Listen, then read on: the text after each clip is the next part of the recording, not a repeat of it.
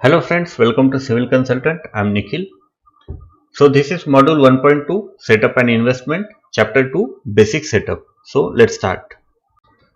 इस चैप्टर में हम देखेंगे कि आपको आपका बीपीडीसी फर्म स्टार्ट करने के लिए कौन से बेसिक सेटअप की जरूरत पड़ेगी। देखिए यहाँ पे हम आपका कॉस्ट कटिंग करने का ट्राई करेंगे ताकि आपको शुरुआत में बहुत ज़्यादा इन्वेस्टमेंट ना आए, और अगर आपके पास पैसा है उसके बावजूद भी मैं आपको सजेस्ट करूंगा कि आप स्टार्टिंग में बहुत ज़्यादा इन्वेस्टमेंट मत कीजिए। धीरे धीरे आप जैसे जैसे इस बिजनेस से अर्न करोगे वैसे वैसे आप खुद का सेटअप बढ़ा सकते हो, लेकिन फिलहाल स्टार्टिंग में हम एकदम बेसिक सेटअप की बात करेंगे। सबसे पहले कंप्यूटर, लैपटॉप। अब आपने ये कोर्स खरीदा है और अभी 2020 चल रहा है, तो मैं ये सोच के चल रहा हूं कि आपके पास कंप्यूटर या लैपटॉप होगा ही। अगर मान लीजिए इनकेस किसी के पास नहीं है तो आपको इसकी जरूरत पड़ेगी, क्योंकि जो 3D सॉफ्टवेयर्स पे हम काम करेंगे उसके लिए कंप्यूटर या लैपटॉप बहुत जरूरी है।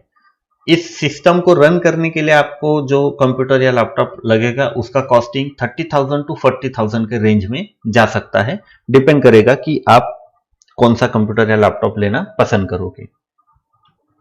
देन गाइस, एक पेन ड्राइव मोस्टली आपके पास ये भी अवेलेबल होगा ही। एक पेन ड्राइव बहुत जरूरी है। पेन ड्राइव इसलिए जरूरी है कि जैसे आपको कुछ फाइल्स का डेटा ट्रांसफर करना है या कुछ प्रिंट आउट्स लेने हैं, इस टाइप का कुछ भी अगर आपको काम करना है, आपके क्लाइंट्स के आपने कुछ डायग्राम्स बनाए और आपको प्रिंट्स देनी है, तो स्टार्टिंग में ही आप प्रिंटर मत लीजिए, पेन ड्राइव रखिए। पेन ड्राइव से बहुत सारा काम होता है, मैंने खुद 2 साल पेन ड्राइव से चलाए हैं। स्टेशनरी ये भी आपके घर में अवेलेबल होगी। स्टेशनरी बहुत ज्यादा बड़ी कुछ नहीं लगती है। 2 पेन लगेंगे आपको, एक डायरी लगेगी, 1 या 2 डायरी, जो मतलब सब कुछ मेंटेन करने के लिए। देन क्लाइंट जैसे आता है तो उनके साथ डिस्कशन के लिए एक रफ बुक लगेगा, और बस स्टैपलर लगेगा, एक पंचिंग मशीन लगेगी, दैट्स इट। और एक फाइलिंग वगैरह कुछ 1 या 2 फाइल्स लगेंगी 15-15 रुपीज वाली, उससे ज्यादा कुछ लगने वाला है नहीं। और हाँ, स्टैंप लगेगा। आपका जैसे रजिस्ट्रेशन होगा तो उसके लिए आपको एक स्टैंप बनाना बहुत जरूरी है, तो एक आपको स्टैंप लगेगा। इसके अलावा तो मुझे नहीं लगता और कोई ज़्यादा स्टेशनरी लगेगी, और ये बहुत ही कॉमन स्टेशनरीज है, ये ऑलरेडी आपके घर में शायद अवेलेबल हो सकती है। इसके अलावा अगर कुछ लगता है तो आप थोड़ा सर्च कर लीजिए और उसको ले लीजिए। Then table and chairs, yes, अगर आपको कोई विजिट करने आता है तो बैठने के लिए उसको और आपको डिस्कशन के लिए चेयर्स लगेंगी। एंड जो कंप्यूटर या लैपटॉप पे आप काम कर रहे हो या फिर किसी क्लाइंट के साथ फेस टू फेस बात कर रहे हो तो उसके लिए आपको एक वर्किंग टेबल लगेगा। बहुत ही मतलब फैंसी टेबल या चेयर होना जरूरी नहीं है। शुरुआत में आपके पास नॉर्मल चेयर रहे तो भी चल जाएगा। आपका एरिया कैसा है इसके हिसाब से आप वो थोड़ा डिसाइड कर लीजिए। And the last one is visitors room. अब ये बहुत इंपॉर्टेंट है गाइस। देखिए, आप में से अभी अगर कुछ लोग ऐसा सोच रहे कि भाई एक बड़ा सा बढ़िया सा ऑफिस हो, वहां पे बढ़िया ग्लास पार्टीशन हो, मस्त वाली रेलिंग वाली चेयर हो, एक बढ़िया सा टेबल हो, कोई क्लाइंट्स को हैंडल करने के लिए रिसेप्शनिस्ट हो, तो ऐसा कोई इतना बड़े सेटअप की जरूरत नहीं है स्टार्टिंग में। अगर आपके पास ये सारी चीजें नहीं है तो आपके पास सिर्फ एक विजिटर रूम है तो भी काम चल जाएगा।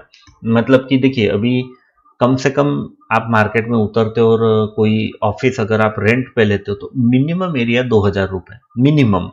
छोटे से छोटे गांव में अगर आप बैठते हो तो भी ठीक है, तो 2,000 रुपए रेंट का आपका वो जाएगा। इलेक्ट्रिसिटी बिल 400-500 रुपए अलग से वो आएगा।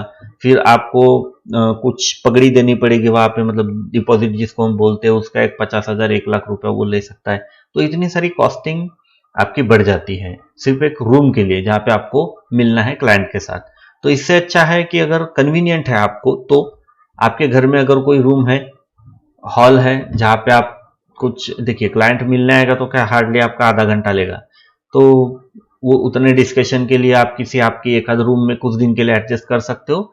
और अगर आप वो करते हो तो ये बहुत ही अच्छी बात हो जाएगी।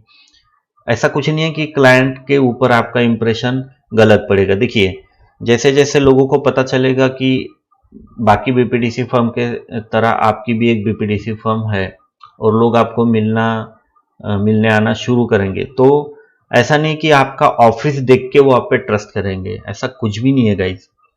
आपका नॉलेज ही सब कुछ है। यहाँ पे आपका अगर नॉलेज अच्छा है तो क्लाइंट आपके पास आना ही आना है।